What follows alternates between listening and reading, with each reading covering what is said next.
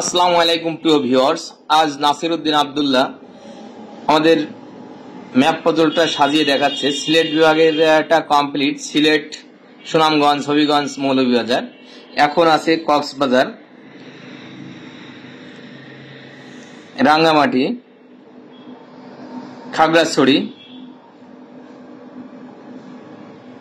চট্টগ্রাম,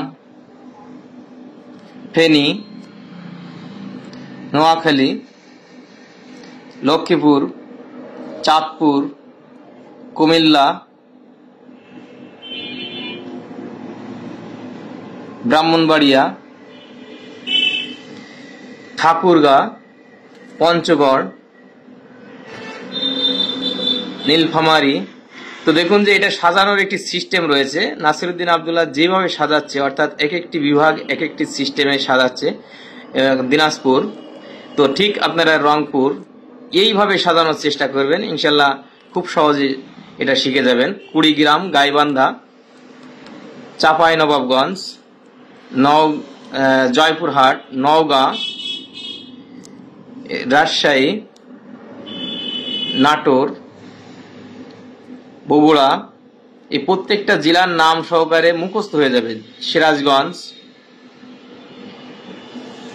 পাবনা, শেরপুর, জামালপুর, প্রত্যেকটা যদি নাম সহকারে উচ্চারণ করে করে পড়া হয় এবং সাজানো হয়, নেত্রকোনা, ময়মনসিংহ, তাহলে এটা কিন্তু খুব সহজ হয়ে যাবে এবং মুখস্থ হয়ে যাবে। টাঙ্গাইল, কিশোরগঞ্জ, নরসিংদী, গাজীপুর, নারায়ণগঞ্জ, মানিকগঞ্জ, ঢাকা। তো দেখুন যে খুব সহজে কিন্তু এটা সে সাজিয়ে ফেলছে। মুন্সিগঞ্জ, শরীয়তপুর, রাজবাড়ী, মানিকগঞ্জ,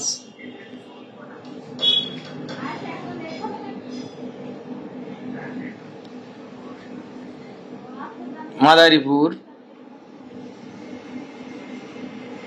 গোপালগঞ্জ, পটুয়াখালী, ঝালকাঠি, বরগুনা, পিরোজপুর, বরিশাল। এই প্রত্যেকটা বিভাগের আলাদা আলাদা কালার দেওয়া রয়েছে, মুখস্থ করতেও সহজ হবে পিরোজপুর এবং সাজাইতেও সহজ হবে। মেহেরপুর, কুষ্টিয়া, প্রত্যেকটা নাম সহকারে প্রত্যেকটা যখন সাজানো হবে, যদি এইভাবে বলা হয়, চুয়াডাঙ্গা, মাগুরা, ঝিনাইদহ,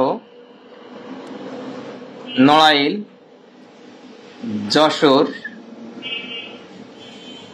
বাগেরহাট, খুলনা, তো প্রত্যেকটা